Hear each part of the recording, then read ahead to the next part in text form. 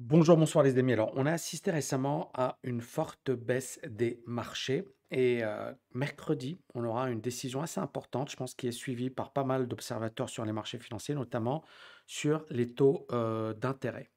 Et justement, les taux d'intérêt ont fortement augmenté et beaucoup de personnes sont ici en période voilà, d'attentisme et même d'inquiétude, parce que c'est une véritable bombe sur les marchés financiers. Les rendements du Trésor américain ont grimpé à 4,34%. C'est un niveau qui n'a jamais été atteint depuis la crise financière de 2007. Et ça soulève plusieurs questions. Pourquoi est-ce que les taux augmentent aussi fortement aujourd'hui? Et le fait que les taux soient aussi importants, bah, quel impact ça peut avoir sur le marché boursier mondial? Ici, on a les taux américains à 10 ans et on voit clairement une hausse assez impressionnante. Vous voyez ici, pendant le Covid, on était sur des niveaux très très faibles. Et puis les États-Unis ont augmenté les taux et vous voyez ici, on a battu le record, c'est-à-dire les niveaux qu'on avait atteints en 2010 et on est au niveau de l'année 2007. C'est du jamais vu. Vous voyez, pendant plusieurs années, on était à 1,5%, on allait à taper les 3, mais on était toujours aux alentours des 1,5%, 1,7%. Puis là, on est rentré dans oui, dans une situation où les taux étaient extrêmement faibles, justement pour soutenir l'économie. Alors, quels sont les facteurs qui permettent d'expliquer tout ça? Tout d'abord, il ne faut pas oublier que la note des États-Unis a été récemment dégradée. Et ça, c'est extrêmement grave parce que ça reste l'économie la plus puissante de la planète. Et si on dégrade la note des États-Unis, ça veut dire qu'il y a une inquiétude sur la politique économique américaine, sur la capacité des États-Unis à honorer ses engagements, sur la dette également, qui est, on le sait, historiquement élevée.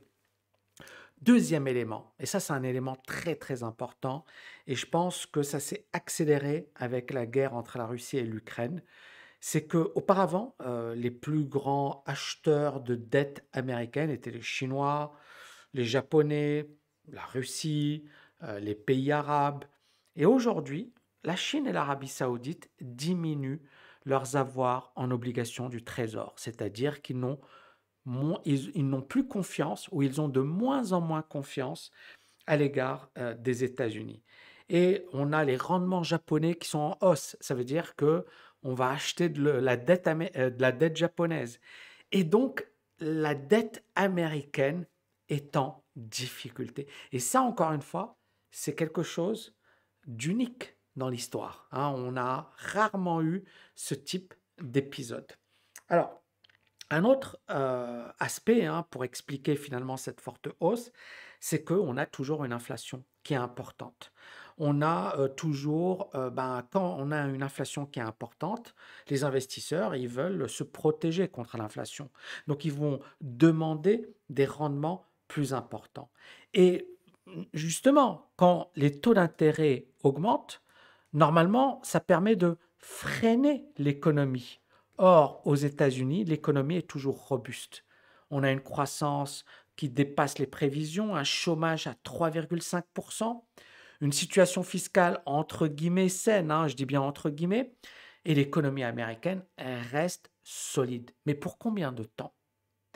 Et c'est pour ça que la Fed aujourd'hui a une politique monétaire stricte. Elle n'a pas envie que l'inflation grimpe. Et l'inflation, c'est quelque chose qui peut aller très très vite. Et la meilleure manière pour la Fed de freiner l'inflation, c'est d'augmenter les taux d'intérêt. Mais le problème, encore une fois, c'est que si elle augmente les taux d'intérêt, eh bien, ça va avoir un impact négatif sur la bourse. Euh, les conséquences sur les marchés financiers. Justement, si on augmente les taux d'intérêt, bah, aujourd'hui, on a du 5% sans risque chez des courtiers. Par exemple, moi, chez Interactive Broker, on n'a pas loin de 5% sans investir. Donc, clairement, on va être beaucoup plus exigeant sur ces placements, sur le rendement, sur le fait d'investir ou pas. Deuxième chose, quand on augmente les taux d'intérêt, il ne faut pas oublier, on achète en bourse, on achète des actions. Et ces entreprises, elles empruntent. Et elles empruntent à des taux d'intérêt. Si les taux d'intérêt flambent, bah, ça veut dire que pour ces entreprises, le coût de la dette va augmenter. Ça veut dire que ça va être également pour ces entreprises difficile. Et ça veut dire que ça peut affecter les bénéfices. Et bien évidemment, on peut avoir à un certain moment des baisses de résultats et donc une baisse de la bourse.